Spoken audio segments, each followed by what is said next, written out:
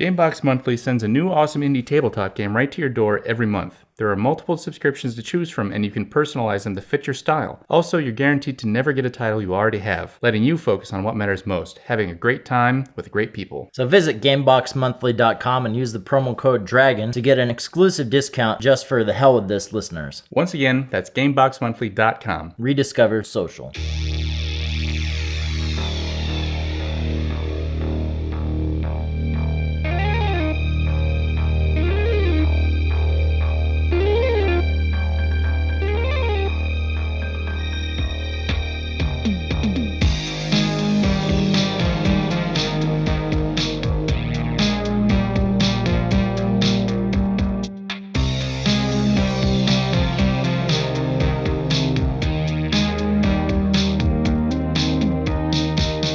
Welcome back to The Hell With This, an underrated movie podcast. I'm here today with Mr. Mark Heiliger. Hello. And myself. Chad Peter. I don't have a name. I dubbed the Chad Peter. It is 9 o'clock-ish. On a Sunday morning. Oscar Sunday. Oh yeah, Oscar Sunday. Yep. Got any plans tonight? No. Have you ever had any plans for Oscar Sunday? Yeah. You remember our friend Roya? Yeah. Yeah, she often has Oscar parties at her house down in Culver City. Ugh. Or wherever, Pico and Sepulveda, whatever neighborhood that would be. But I think she's not having one this year because she's probably going. Because she was one of the publicity people on The Shape of Water. Yeah, well, if she's in publicity, I guarantee you she's found a way to get in somehow. Or she's like senior vice president with Fox Searchlight. Mm-hmm. So they were very proud of The Shape of Water, and she's probably going to all the award shows. I've heard great things, and I haven't seen it. You know, I like and it. And I have no interest in seeing it, strangely enough. It's the best Guillermo del Toro movie in years, but I don't think it's Best Picture. Like, wow. So you have seen it? I have seen it. It's a good movie, but it's not, I don't think, deserving of all of these accolades. I'm gonna get on the phone with Guillermo right now. Yeah, you do it. Get him over here. How you been? I've been okay. I've been enjoying some time off before the next job begins, getting a lot of things done, watching some TV and movies. Next week or something? Yeah. Cool. But amazingly, I still haven't watched all of the Oscar nominees. I've been kind of keeping it to stuff that's currently in theaters. I saw Annihilation. Good. Very good. That's good. It's very good. It's a real thinker. I've read half the book. Oh. Because I'm a horrible person. It's not even that long, is it? It's no, like 150 it's pretty pages. Short. And well, it kind of bummed me out that it was made into a movie because I bought the book at a bookstore in the UK. Basically, it was one of those books that said recommended, and this was before, as far as I'm aware, it was optioned to become a movie. So I just blind bought it, and started reading it, and it definitely had kind of an alien vibe to it, at least what I read. The trailer looks totally different than what I remembered the book being. Look, the trailer is completely different from the movie. Okay, good. Because that was totally different than the book, from what I could tell. The trailer was. There was one day in this past week I saw Annihilation, and the next day I went and saw a different movie, and they had the trailer for Annihilation. I went, what the fuck is this? That's not the movie I saw yesterday. Really? Yeah, but everybody in the audience was like, oh man, that looks scarier than Aliens. Was it? It was, yeah, no. Okay. I mean, it was that kind of theater where people talk at the trailers. Oh, right. Isn't that every theater? No, I think ArcLight doesn't do that. They don't allow that fucking bullshit at ArcLight. They've been kind of slipping. They've been letting more and more talkers in the theater. It really pisses me off, man. I did see Game Night. Oh, God. And that was amazing. It was? It was great. And it had no business being great. And it was pretty solid all the way through. I mean, it looked amusing, but I was in no rush to see it. Yeah, you should definitely check it out because it was a good, and everybody I know that's seen it has kind of said the same thing. Like it had no business being as good as it was. So I think Jason Bateman, he's been really good about choosing the right projects for him. You must be referring to his Netflix show, Ozark, which is on which fantastic. he directed like half the episodes, and he's an executive producer. And it was edited by Cindy Mallow from House of Cards, which you and I both worked with. Oh, You didn't even know that. didn't know that. Based on the look on your face. What are we watching this week? We are watching a movie from 1995, Oh my God. starring Kevin J. O'Connor. Who? You will know him as the evil sidekick from The Mummy with Brendan Fraser. Yeah, no. You don't? Mm-mm. Some people will. Co-starring Famke Janssen from X-Men I know her. and GoldenEye and Rounders. Remember her in Rounders? Was she in Rounders? Yeah, she played like the money changer at the front of the... I do not remember that. I mean, I Poker remember... room. The only thing I remember from Rounders is Gretchen Mol, Matt Damon, and that's it. Ed Norton, Oh, and... what's his name? Famke Janssen. No. John Malkovich. Oh yeah, playing the Oreo Yeah. Oreo eating Russian. Give that man his money. And in our starring role, Scott Bakula. Yes. Yeah, I mean, I was a big fan of Quantum Leap when I was a kid. Sam never made it home. Spoiler. Yeah, what a fucking bummer, right? I did read they were going to try and make a movie, and it's written by Donald Belisario. Oh, like the creator. The creator of the show actually wrote a script, so I'm sure it's awful because the guy's probably 80. It's probably written like a It's probably 1992 written. I was TV gonna show. say it's probably even got like commercial breaks written into the feature film script. It's got a 19-act structure. See. Ugh. And this movie that we're watching today is Lord of Illusions, which is written and directed by Clive Barker of Hellraiser fame. Is he still alive? He is still alive. I don't think he is all that well anymore. I think in past years he had some sort of like autoimmune disorder that like basically I thought he died. nearly Who was the one who killed died? all of his organs. I Jesus. don't know who you're talking about. Wes Craven? Yeah. Wes Craven's He dead. died. Clive Barker is not dead yet. I thought there was 2 that died. I feel like there's 3. There's John Carpenter, He's not dead. Clive Barker, and Wes Craven. But no, I'm just saying those Oh, 3 like guys for known some as reason. the 80s horror guys. For some reason, they're the guys whose names always come before the title of the movie. Mm-hmm. John Carpenter's the thing. Yeah. Well, that's kind of the era this movie comes from. Is like Wes Craven presents Wishmaster 2, Right. or like this is the time of What all the Leprechaun movies. What did Clive Barker like? What was his fame? Hellraiser, Okay. and he's quite an I can't remember the word for it now. He's a busy writer. He writes nonstop. Or he wrote nonstop. He's got a lot of movies based off of his stuff. I think I didn't have time to make the whole list here, but like the Midnight Meat Train. That's a Clive Barker story. Whatever happened to that? I remember seeing the trailer for it, and then it disappeared for like 5 years. It came out. It wasn't very good. Yeah. It was about reptile people that live in the subway that That's eat what people. that was about. That's what that was about. Jesus. Reptilian humanoids in the subway. What? Okay, so what stuck with you? Because I remember this movie coming out, and I don't remember ever having even made the time to like look it up or. Yeah. Well, you know. I saw it now. Clive Barker wasn't a big sell for me either. Have you ever seen Hellraiser? No. That is maybe I don't know. This will be my Clive Barker movie. I won't force Hellraiser. Did he on do you. Phantasm as well? No. That was somebody else. Okay. Hellraiser was kind of one of these movies where it took all the horror elements, all the genre stuff, and it elevated it to a more adult level where it has like weird BDSM undertones, and there's like some serious sexual things happening in Hellraiser, and it kind of put Clive Barker on the map for being very edgy. Like he was way ahead of the curve, sort of. Lord of Illusions is not like that. This is a detective movie. And you know how much I love mysteries Oh yeah, with horror elements. detective movies. This is practically an H.P. Lovecraft story, Okay.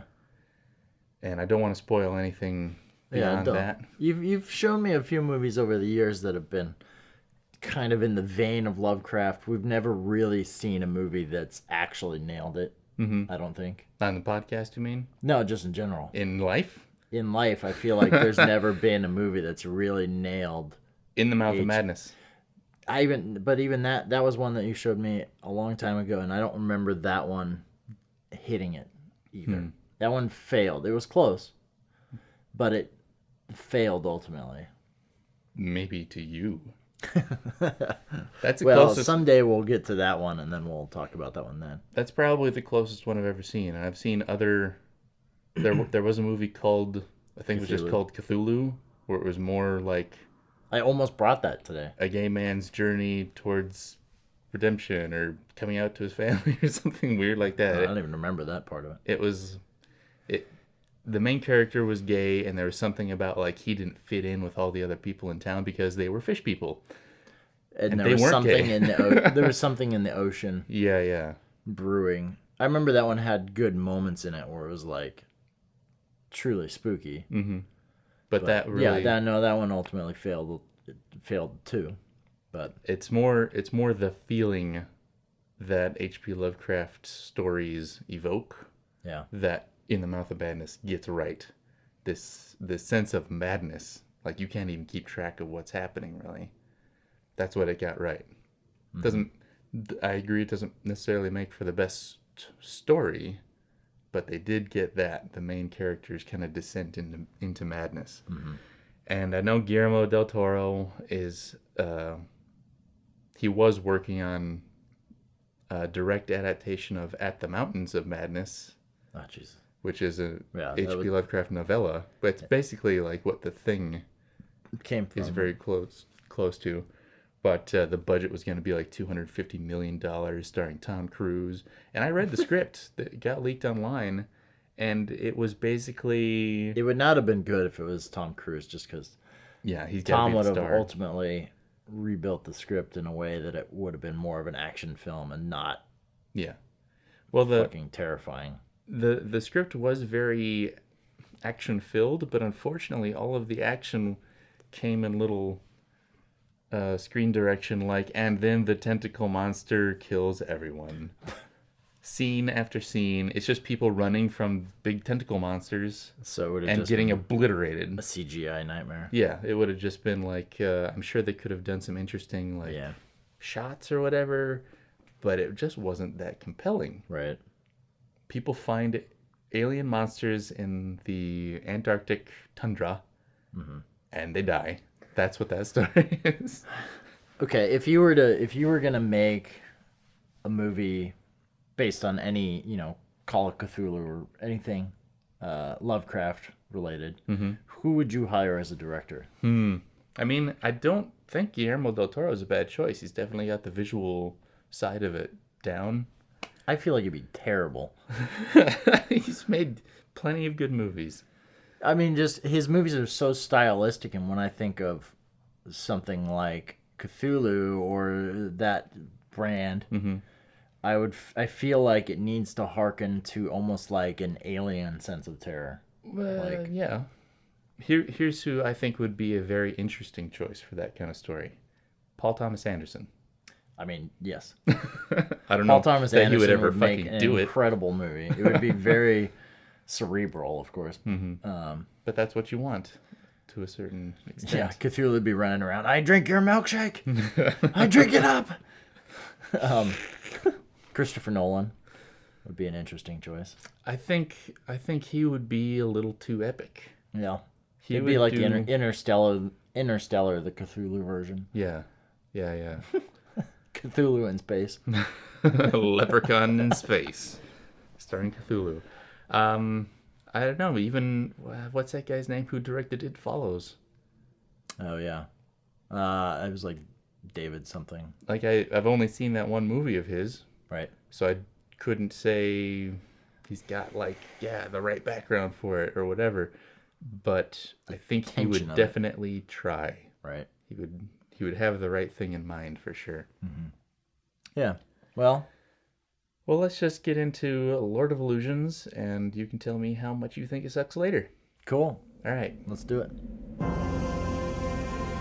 Something is watching.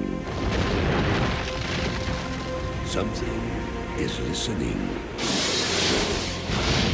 Something is coming. How would you like to see the world the way it really is?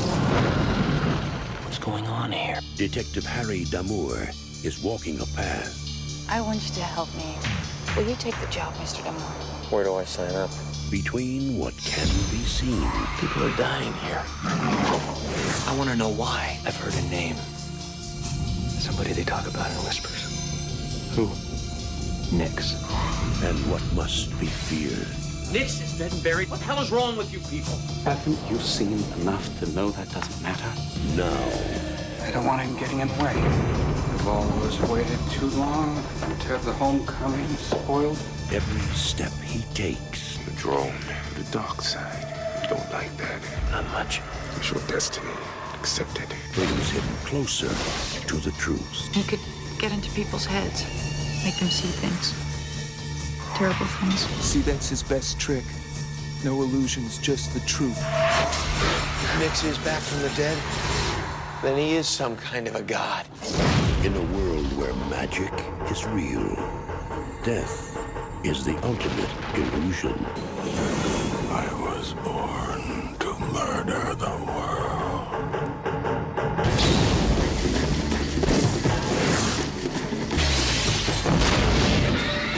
Are you ready for my wisdom? It's not real. Stop looking at me! You want to come with me, Damour? I've got so much power to give you. All you have to do is beg.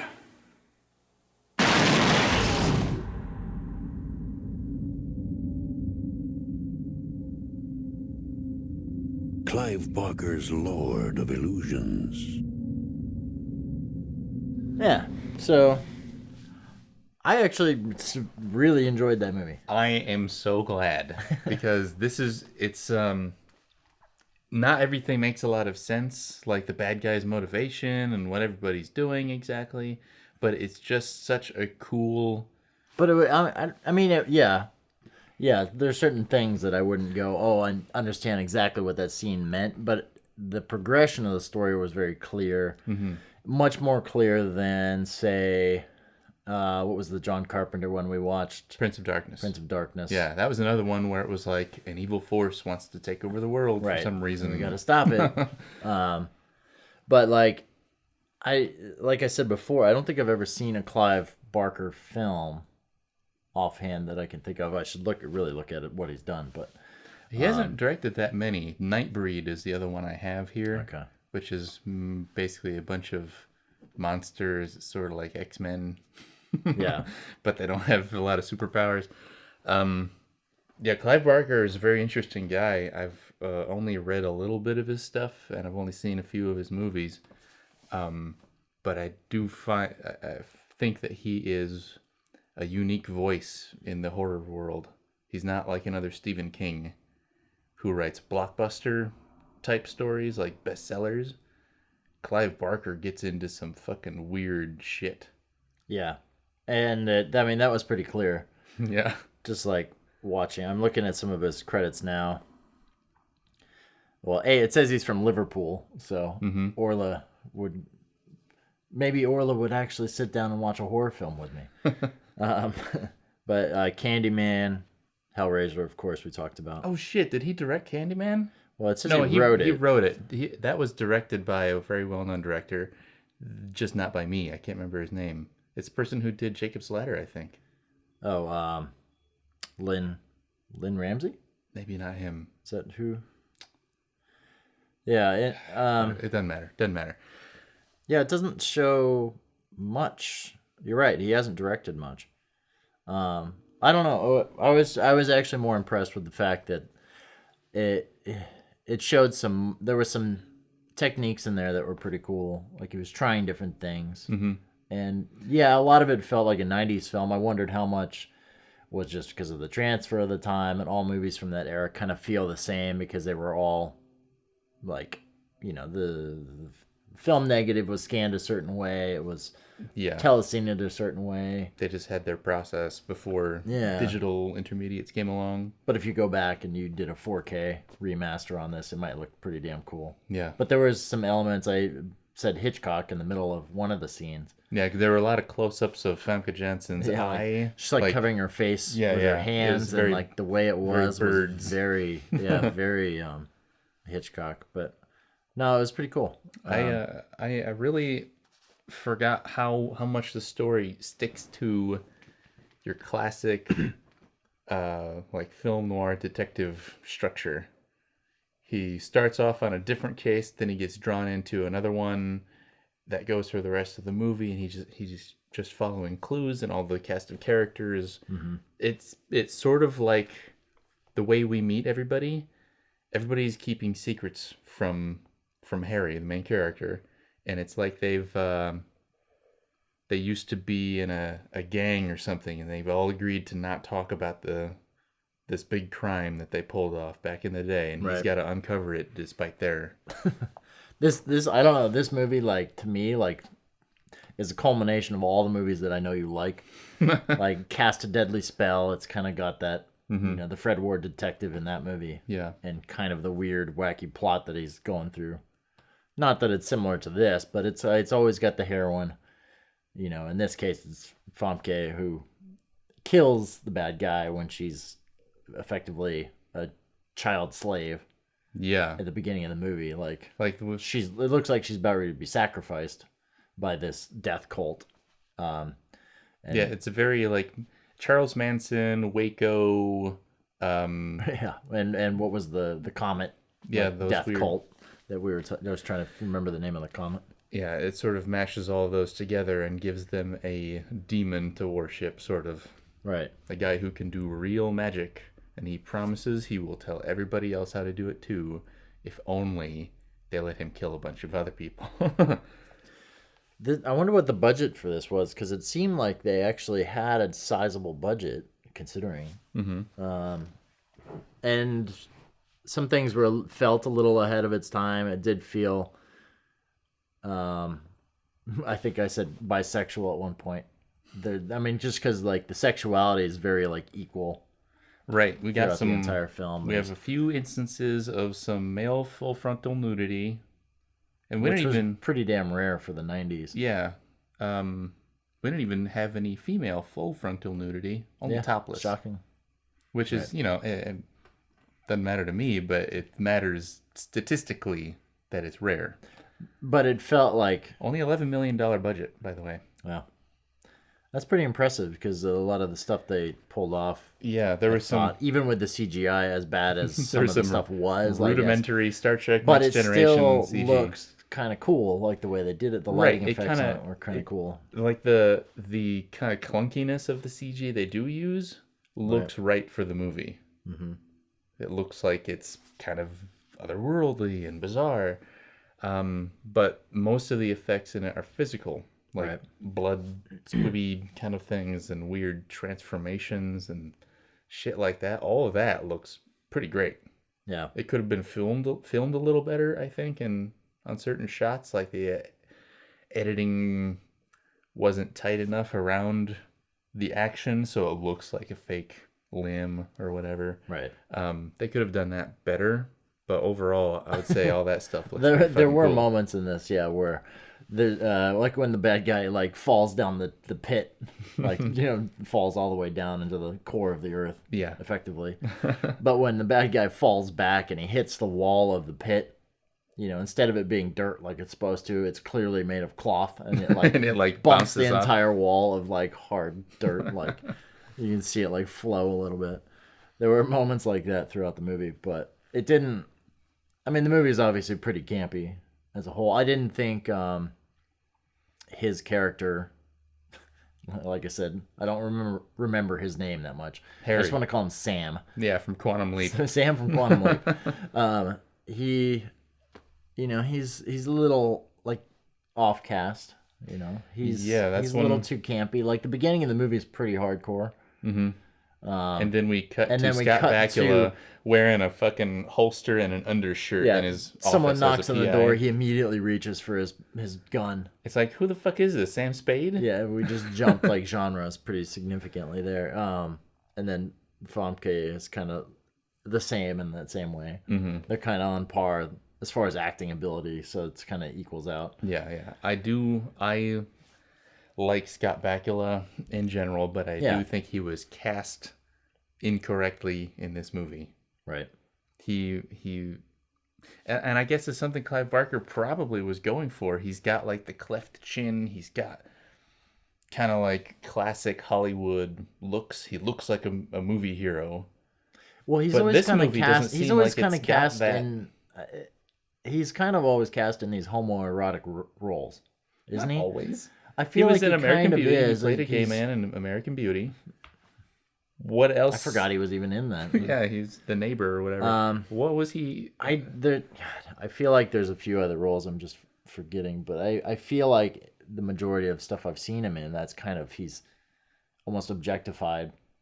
Like in Star Trek Enterprise, he was the first gay Star Trek captain, right? I never saw Enterprise enough. No, I'm making that up. I was like, was he openly homosexual in that? I don't remember that.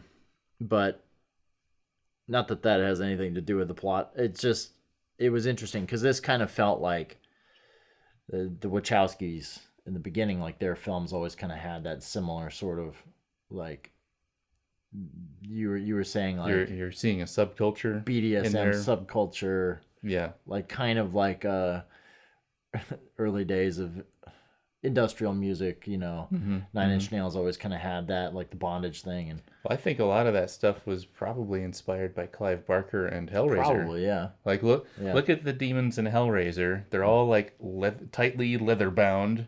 They have a variety of self-cutting things going on. Pinhead's face is covered in pins. Right. I should probably go back and we'll have to watch that at some point because I've never seen it. But at the time when I was a kid, I was like, "What? Fuck that shit." The movie in general, it all goes around this puzzle box. It's like an ancient magical artifact, whatever. And when somebody finally manages to open the puzzle box, a bunch of chains with hooks on the end shoot out and rip them to shreds and like send them to hell or something like that. I can't remember exactly now. Yeah. Spoiler. But remember our times at Bar Sinister? They would do like suspension, like hanging people from hooks in their backs, and I don't think they ever did that. No, I'm thinking of that thing. Yeah, I do have short film you did. Yeah, a friend of mine, and this really doesn't have anything to do with this film, but it's like that culture typically is like, drawn to these kind of movies. I think this is where Clive Barker is coming from. Like he's into that weird, dark stuff. Yeah.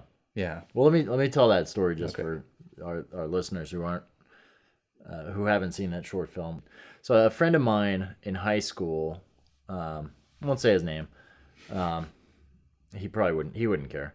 But he had like severe ADHD, and his mood swings were so dramatic. Like he would go from, super happy, nice guy to like punching rocks and like, blood coming out of his knuckles. Wow. and like so angry, like to the point that you're like, is he gonna like kill someone? Like it was pretty so clear violent. He's got something going on. He would snap and it would just like be out of control. And he moved away. He moved to Seattle, like junior year of school, and I didn't see him for years, But I think we kind of kept in touch, and then I think through MySpace or something, he reached out. And my mom moved up in Seattle too, so one time when I was up there, I took a ferry over to Friday Harbor where he was living, which is a little town on an island, and he was like super chill, super mellow, like not the same person I remembered at all. He was pretty mellowed out, and I asked him like, what are you doing these days? And he was talking very like vibrantly about how he's into this thing called suspension. And I was like, okay, what's that? He's like, oh, it's like, we hang from hooks. We put metal hooks through our skin and hang. And I was just like horrified. I was like, what? Which he's is like, a no. natural He's like, reaction. it sounds totally weird, but like the Native Americans used to do it, and it used to be kind of this thing, like a spiritual practice. spiritual, like it releases endorphins, and he's like, ever since I started doing that, like I haven't had any real problems. I've kind of mellowed out, and like it was like his way of basically, just it was like a release for him or something, and it clearly works, and he turned into like this mellow, lovable guy, affable, who just happens to hang from hooks. And he started. So anyway, when he came to L.A. For a bit, our old roommate Nick and I knew that he was in town, and he was like, "Yeah, we're gonna do some suspension tonight. Why don't you come see it?" And at the time, Nick and I were like filming everything, like documenting. It was like that couple month period where we were just like, let's make a video a week. We don't know what it's going to be on, but we're just going to document whatever we're doing. And so that week we went over to Ian's house and his buddy's place, and they were doing I was documenting the whole thing, and they put 2 hooks in his back, and then 2 hooks in someone else's back, and then they did a suspension pull where they they basically put chains, ropes to attach the 2 together, and they basically just pull apart like tug of war. Yeah. With their back skin. Ugh. And it was more like fascinating than anything. I'd kind of gotten past the morbid, like, what is this? I just I don't know what was stopping the hole in the skin from just splitting and tearing all the way down. Well, we asked him that, and he's like, the skin is so like strong that it's like, and they were very like thorough as far as like making sure everything's properly done. And yeah, I mean, obviously it is pretty strong because they didn't ever have that problem. Yeah, he said if you poke through the skin, it can hold a lot.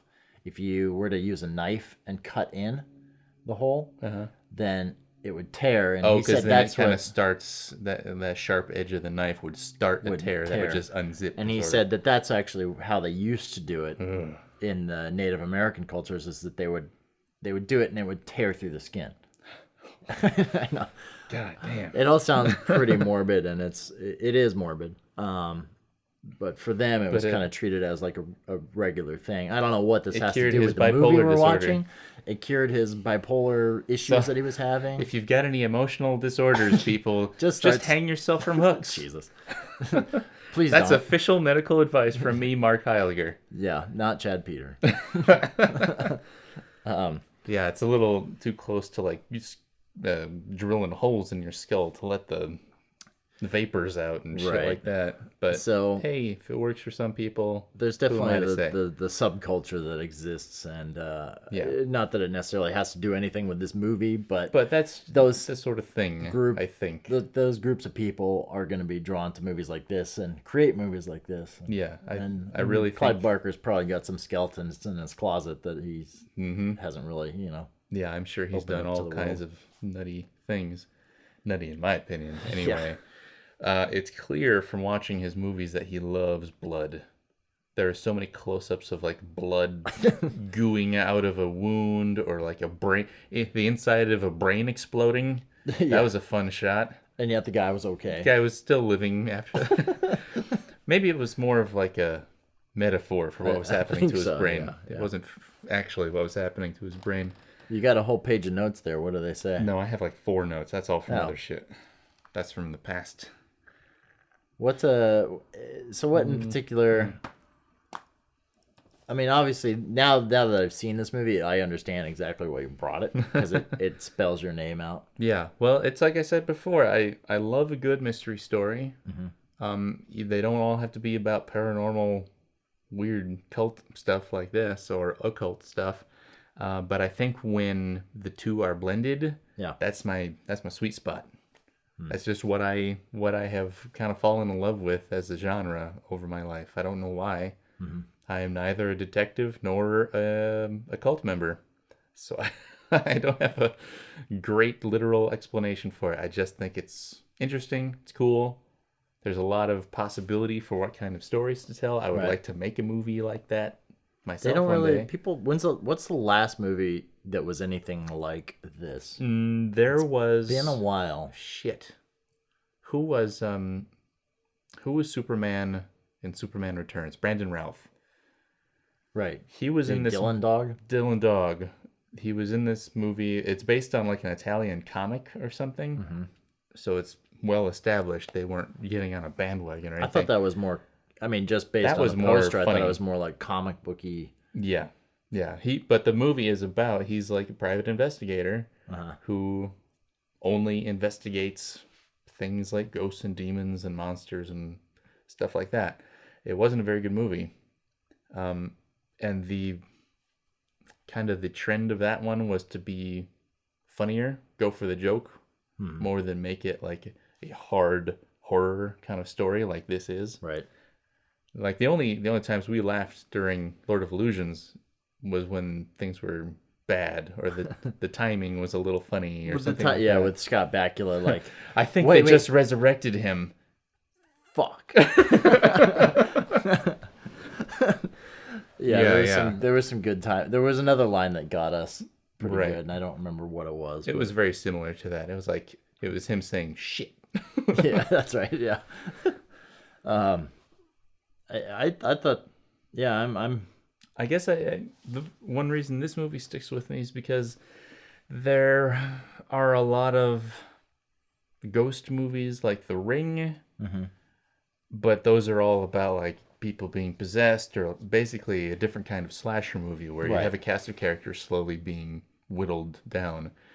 The Ring actually is good because Naomi Watts plays the role of the detective in that thing. She has to uncover the mystery of... And yet she's not a detective. And right, she's a journalist or something, right? Yeah. So that one is okay, but movies like that, God, you could list off 200 right now. Things just trying to rip off more successful movies. Those may be considered hard horror, but they're very hard to take seriously still because they're just rip-offs. Even The Ring? No, not The Ring. That one's okay. I'm that okay one's with The done Ring. so seriously that that it's like kind of horrifying in a different way. And with some level of artistry. Gore Verbinski director, and like it's got a nice look solid to it. acting. Yeah, it's got real actors in it. Yeah. Better than Scott Bakula. Sorry, Scott. Sorry, Scotty. I'm a fan, but Naomi is better than you. Scotty B. Well, I would definitely say check this movie out if you're into... If you're into cutting yourself, check this movie out. if you're into just John Carpenter kind of films or Sam Raimi, I mean, there was a lot of... This movie is a collection of just like good elements from a lot of different things. Mm-hmm. And I think they come together well too. Yeah. It's not just a weird melange. The whole movie is not like even in that sense. Like the whole movie doesn't feel like those Hitchcock shots. Yeah. Doesn't feel like those Sam Raimi shots at the end. No, those are all taking place like in the climax, parts, really. Chunks. I would say it mostly feels like a detective movie. Yeah. This does feel a lot like if you combined a few movies that we've seen, Prince of Darkness, Cast a Deadly Spell, and you put it into one. And even the places they decided to shoot in LA are sort of like the timeless areas. We don't see any real modern buildings except for the Pantages Theater. Right. Even that was around back in the day, wasn't it? Yeah. So even then, like, you could argue that it's sort of halfway taking place in 1940s Los Angeles, which is the classic setting for all those detective stories. Yeah, right. Yeah. Now, should we talk about the Magic Castle? That's featured pretty heavily. Magic Castle, for those who don't live in LA, is this strange restaurant slash they have a magician's hotel for actual practicing magicians. Right, to be a member. Like, you can just be a person with a bunch of money and pay like thousands of dollars a year to be a, quote, member of Magic Castle. Mm-hmm. But the last time I went, they were holding auditions for new members, which means basically like you have to be you have to put on a little show for the judges, and they'll say if you're good enough to be a member. Wow. Like it's for magicians. Yeah. And if you're not a magician, you have to have a lot of money or be friends with a magician to get you a pass to get in. Yeah, So it's very exclusive, and it's whenever I say I'm going, I've gone 3 times total. I've gone once. Okay. Yeah. I've seen like a number of shows now, and I always get picked to be like the fucking assistant during the show. This last time I went with Ashley and her parents a couple months ago, I did that twice in one night. I'm like, God damn it, I don't want to be the center of attention. I don't want to do this. I just want to watch the show. That's like every time I used to sneak into those test screenings for movies. Oh, yeah. They'd be like, rough cuts. Would you like to stay after? They'd always come after me, and I was like, why are they coming after me? You're just the right demo. Like, that was the only white guy in the entire stage, and they're like, we need that demo. What is his thoughts? Come sit in our after credits group. But the Magic Castle is in a few scenes. Like, they have to break in and steal some documents that are housed at the Magic Castle that have details about real magic. I think the people at Magic Castle will be the first ones to tell you no such thing as real magic. It's just a lot of talented people who are... Oh, that does remind me that this movie did have a lot of elements of The Prestige, which I did not expect. I did not expect... Because Prestige to me is actually like the foremost magic film. I would that agree movie with that. is phenomenal, and there's elements of that in this. This is much hokier. Yeah, because it's about real magic. It's about the fantasy part of it. But I mean, so was The Prestige to an extent. It's like what is science fiction is stuff? real? What is real? But. Yeah, I appreciated that. It was kind of, if you liked Prestige, I would say you'd probably like this movie. Yeah, definitely be ready for more gore and gross, people getting close-ups. doused with blood, that sort of thing. Yeah, yeah. I guess I got nothing more to say. I'm glad you enjoyed it. Me too. I'm glad I enjoyed it. That's the most important thing. This has been another episode of The Hell With This. I am Mark Heiliger. I am Chad Peter. We're both online. We're both online. You're running the Instagram. Where's that? It's at The Hell With This Podcast on Instagram. And on Twitter, we are at THWT Podcast because The Hell With This Podcast was too long. If you feel like it, stop by dragonwagonradio.com to check out some of our sibling podcasts on our network. Which at some point we're going to have ads for. Yeah. I don't know when. Whenever Jake gets on top of cutting those together. Come on, Jake. We're going to sound so stupid on those. He doesn't listen to this. I loved, by the way, that you had Brian on the podcast last week and he didn't know that he was our sponsor. Yeah, he was like, wait, what now? I was like, what are you talking about? Oh, yeah, that? Oh, I sponsored that? Oh. Well, great. That's how little he sponsors. We could use a couple bucks, Brian. Yeah, right. Jesus. Brian. Anyway. Yeah, we're done here. Yeah. Peace. It's Dragon Wagon.